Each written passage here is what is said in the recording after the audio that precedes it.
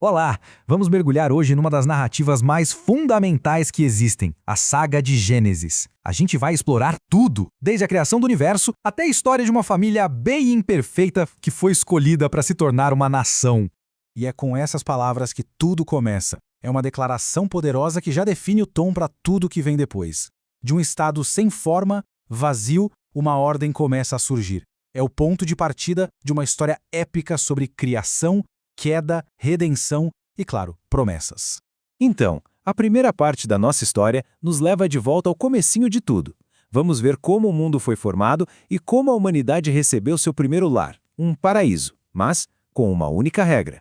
É incrível pensar nisso. Numa sequência super organizada, quase poética, o caos se transforma em cosmos. A luz é separada da escuridão, as águas são divididas e a vida começa a florescer numa progressão impressionante, que culmina na criação de um ser que refletiria o próprio Criador. E aí, a gente chega num momento chave. Diferente de todo o resto, a humanidade não é criada só por um comando, mas de uma forma bem íntima, do pó da terra. Colocados no Jardim do Éden, Adão e Eva recebem um mundo perfeito para cuidar. No centro desse paraíso todo, existe uma escolha. Uma única proibição no meio da abundância total.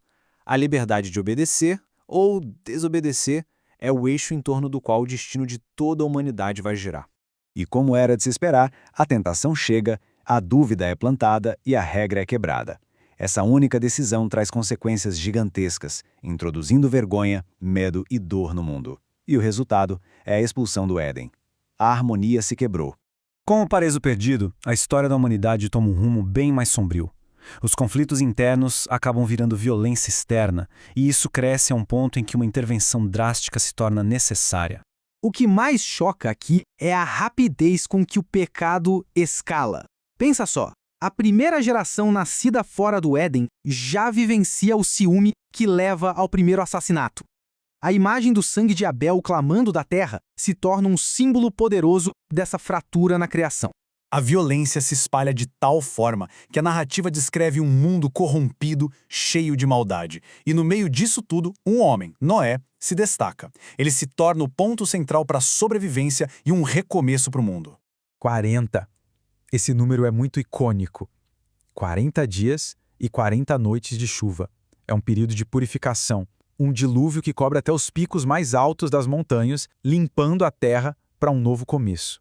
Mas o fim do dilúvio não é só o fim da destruição, é o começo de uma promessa. O arco-íris se torna o sinal de uma aliança, um pacto de que a vida na terra nunca mais seria completamente aniquilada pela água. A partir desse ponto, a história meio que fecha o foco. A gente sai dessas narrativas universais e se concentra em um homem, Abrão, e na promessa extraordinária que ia mudar não só a vida dele, mas o curso da história. Imagina só receber um chamado desses. Larga sua casa, sua família, tudo que você conhece e vai para um lugar desconhecido. Tudo isso baseado numa promessa divina. É um salto de fé monumental que dá início à jornada de Abraão. A aliança é bem clara e tem 3 partes fundamentais. Para Abrão, um homem já idoso e sem filhos, é prometido uma descendência tão numerosa quanto as estrelas, uma terra para esses descendentes, e através dele, todas as famílias da terra seriam abençoadas.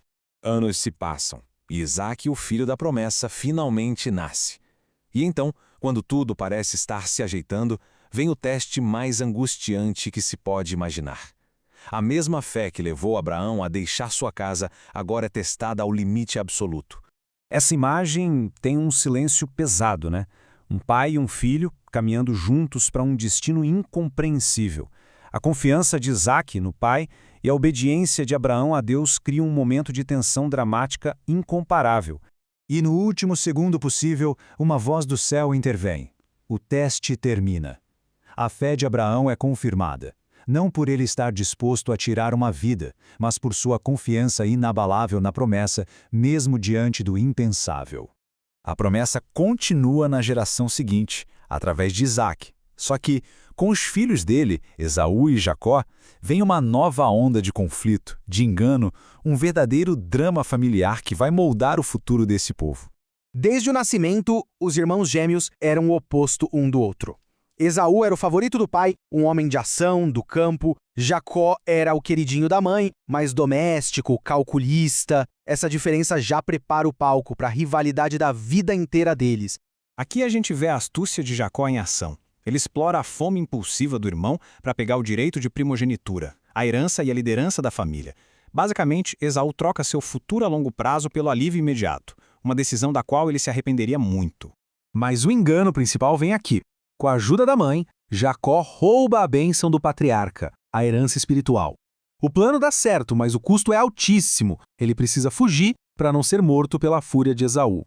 Anos depois, voltando para casa, Jacó tem um encontro que o transforma. Ele luta com um ser divino até o amanhecer e sai mancando, mas com um novo nome, Israel. O enganador se torna o patriarca, definido não mais pela sua astúcia, mas pela sua luta com Deus. E é através desse homem tão complexo que a promessa feita a Abraão começa a se realizar de forma bem tangível.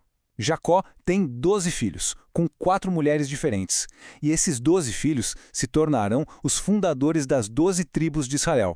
E assim que a saga de Gênesis se encerra, não com heróis perfeitos, mas com pessoas reais, cheias de falhas, enganadores, favoritos, rivais, através das quais uma promessa divina vai se desenrolando.